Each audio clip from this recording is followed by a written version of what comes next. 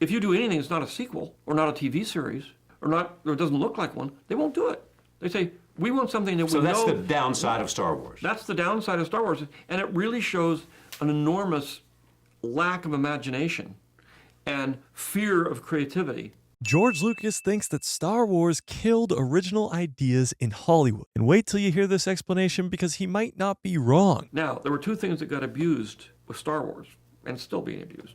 When Star Wars came out, everybody said, oh, it's a silly movie, it's just a bunch of space battles and stuff. It's not real. So the spaceships, that part of the science fantasy, whatever, got terribly abused. And of course, everybody went out and made spaceship movies. And they were all horrible, and they all lost tons of money. And you say, well, you know, there's more to it than that. You can't just go out and do spaceships. The other part, which is the technology, which is, oh, we'll just take this new technology, it's great. And then people just abused it all over the place, which they did with color, they did with sound. Whenever there's a new tool, everybody goes crazy, and they forget the fact that there's actually a story, and that's the point. You're telling a story using tools. You're not using tools to tell a story. So you've got to remember, Star Wars came from nowhere. American Graffiti came from nowhere.